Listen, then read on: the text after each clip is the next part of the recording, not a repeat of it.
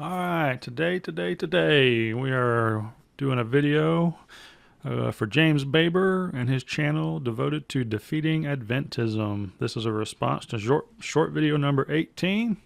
This one is titled The Seventh-day Adventist Seer, Ellen White, Contradicts the Bible. Let's see what is going on.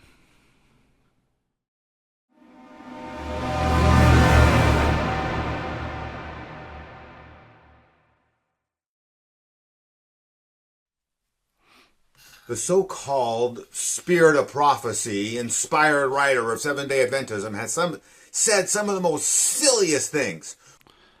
All right, this is actually a video where I'm going to agree with James. If you go all the way back to my very first post on my response series to James Baber, I said that some of my videos the Seventh-day Adventist Church may not like because I'm likely to agree with James. And unfortunately, this is one where I do agree with James. I feel personally that the church did it wrong by calling Ellen White the spirit of prophecy. Because essentially in Revelation it says these are those that keep the commandments and have the spirit of prophecy. So that's kind of like, well, we keep the commandments and we have Ellen White, is essentially how the entire church worldwide comes across. Despite that fact, I do believe that this church does have the spirit of prophecy, in that it is, in my opinion, the only church left that is properly, genuinely teaching the tying together of the book of Daniel and Revelation, which classifies that we are supposed to view eschatological perspectives from the Bible as a historicist perspective. So yes, I do think this church does have the spirit of prophecy. However, they made a major mistake by suggesting that Ellen White is the spirit of prophecy. Therefore, every single thing that she ever says is put under a microscope, and some of the things she says, in my opinion, is false. And here James is actually going to put one of those statements under a microscope.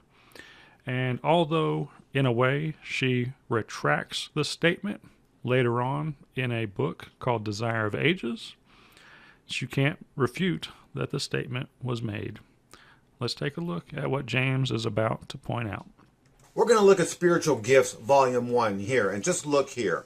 So in Volume 1, we have the mother of Jesus was agonized, taken away by the disciples. Read this, that she might not hear the crushing of the nails as they were driven through the bone and muscle of his tender feet.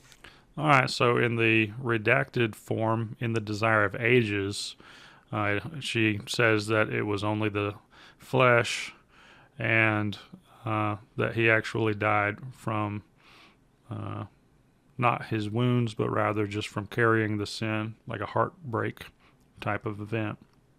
Did Jesus have broken bones? I don't think so. That's because we believe the Bible. Look here. John 19:36. Not one of his bones will be broken. Psalm 34:20. Prophecy, he keeps all his bones and not one of them is broken. Seventh-day Adventists are not to be trusted. Seventh-day Adventists are not to be trusted.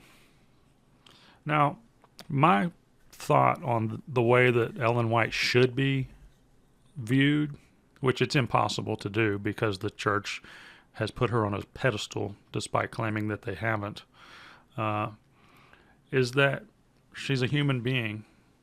The apostles of the New Testament, a lot of their work got placed into the Bible and is considered the infallible work of God and is canon. It's inerrant. However, they wrote and wrote and wrote and wrote and wrote to all kinds of people, to all kinds of churches, and not every single letter they ever sent out was part of canon. It did not become part of canon. You're a human. Things you say are going to be flawed. So my personal opinion is that although the apostles were used to create canon, That does not mean that they were canon. So my take on Ellen White is that, yeah, sure, some of the stuff she said is inspirational and can be backed up by scripture and history.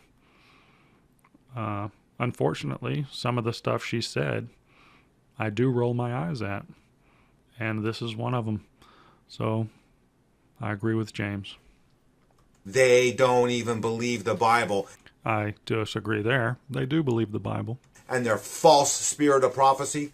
See, that's where I disagree with James. Their false spirit of prophecy.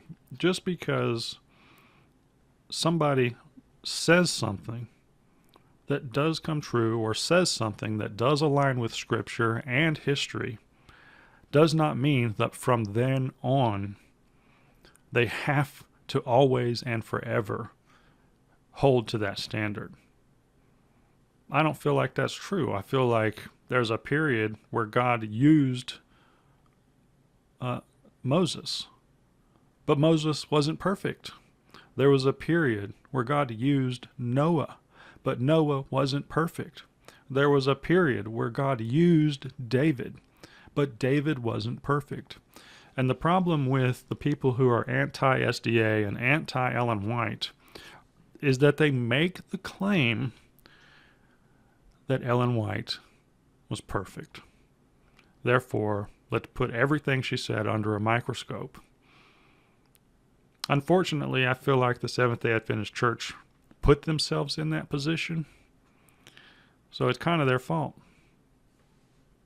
Just proved it.